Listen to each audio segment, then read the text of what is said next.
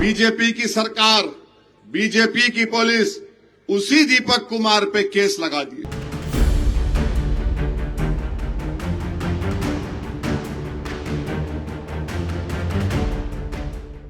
AIMIM के प्रमुख असदुद्दीन ओवैसी का गुस्सा फूटा है।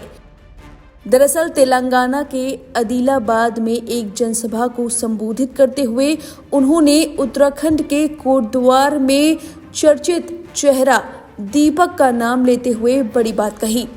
दरअसल कोटद्वार में बाबा शब्द से हुए विवाद में दीपक ने बजरंग दल का विरोध किया था और अब उनकी जान को खतरा है।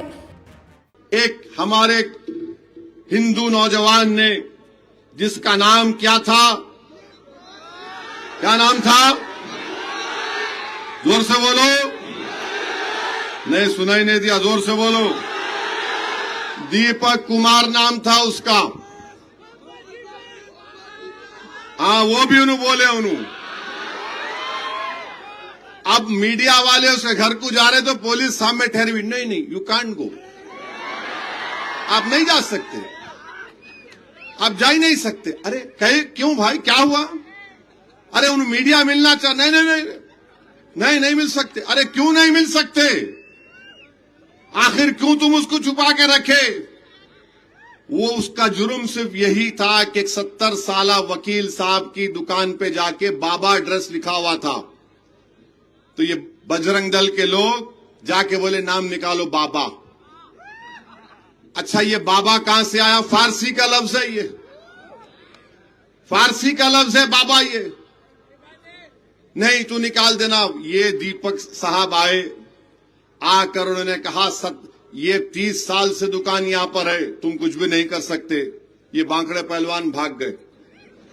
अब बीजेपी की सरकार, बीजेपी की पुलिस उसी दीपक कुमार पे केस लगा दिए। क्या गलत किया था बोलो? वो एक गरीब मजलूम की मदद करना गुनाह है क्या? और फिर उसके जिम के सामने जाकर खड़े होकर 71 गालियां उसको दिए, ऐसा कर देंगे, वो कर देंगे। बहरहाल ये हमारे देश में हो रहा है। इस सब के बावजूद बताया जा रहा है कि दीपक पर ही एक्शन हो गया है और इसी एक्शन पर ओवैसी का गुस्सा फूटा है। ओवैसी ने कहा कि जिस शख्स ने उस बुजुर्ग दुकानदार को बचाने की कोशिश की, उसी पर कार्रवाई की गई है। दरअसल ये पूरा विवाद उत्तराखंड के कोटद्वार में हुआ। एक बुजुर्ग मुस्लिम शख्स के दुकान पर बाबा शब्द लिखा हुआ था। इस पर बजरंग दल के कुछ कार्यकर्ताओं को आपत्ति थी। उनका कहना था कि बाबा शब्द केवल हिंदू दुकानों पर होना चाहिए। बाबा शब्द का लाइसेंस केवल हिंदुओं के पास है और इसी वजह से उन्हें अपनी दुकान से ये शब्द हटाना होगा और तभी एंट्री होती है दीपक और उनके दोस्त विजय की। दोनों ने पुरजोर तरीके से बजरंग दल का विरोध किया। हालांकि इसके बाद मामला आग की तरफ फैलता गया। बजरंग दल के कई कार्यकर्ता उनके घर के बाहर हंगामा करने लगे, चेतावनी देने लगे और चैलेंज करने लगे। फिर क्या, इसके बाद पुलिस सुरक्षा दी गई, लेकिन अब मीडिया उनसे बातचीत नहीं कर पा रही है, संपर्क नहीं कर पा रही है। दीपक ने एक वीडियो जारी करते हुए बताया था कि उनकी जान को खतरा है। इस सब के बावजूद उन पर ही एक्शन लेने की बात कही गई है और इसी पर ओवैसी ने बड़ी बात कही है। अब चलिए आगे की रिपोर्ट में आपको बताते हैं कि आखिर मामला हुआ क्यों था, क्यों इतनी पूरी बहस छिड़ गई थी, बाबा शब्द पर इतना हंगामा क्यों हुआ और दीपक ने अपनी जान को खतरा कैसे बताया था। देखिए हमारी अगली रिपोर्ट।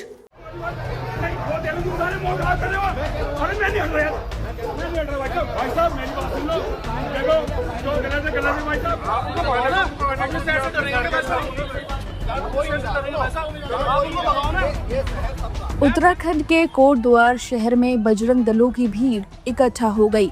उन्हें तलाश है मुस्लिम शख्स मोहम्मद दीपक की और उनके हिंदू दोस्त विजय की।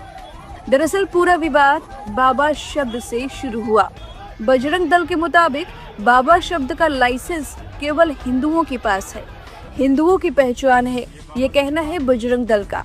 जब बजरंग दल वालों ने एक बुजुर्ग मुस्लिम शख्स की दुकान पर बाबा शब्द देखा तो उन्होंने इसे हटाने के लिए उनके दुकान पर दबाव बनाना शुरू कर दिया और तभी एंट्री हुई दो जिगरी दोस्तों की।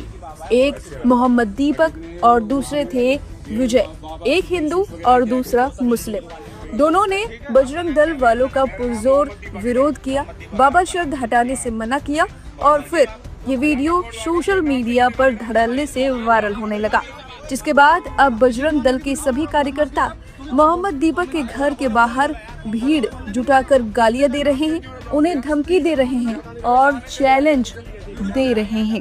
अपना गंजा सर छुपा के जैसे लुगाइयों के चुन्नी लेकर लुगाई भागती है ना, लुगाई के गुलाम, इस तरीके से बजरंग दल के शेर को देख के भाग गया। अगर हिम्मत है तो आजा बाहर। तेरी बहादुरी दिख गई, तेरी बहादुरी दिख गई।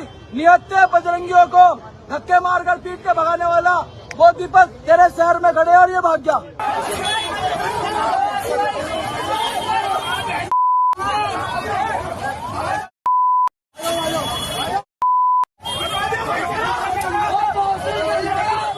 इस सब के बाद मोहम्मद दीपक ने अपनी जान को खतरा बताया है। जरा सुनिए उन्होंने क्या कहा। जान को खतरा है, ये मेरे को धमकियां दे रहे हैं कि कोटद्वार चल के दीपक को हम बताएंगे। तो उसके बाद ये लोग आते हैं आज 11-12 बजे करीबन आते हैं, 1:30 बजे करीबन ये आते हैं कोटद्वार।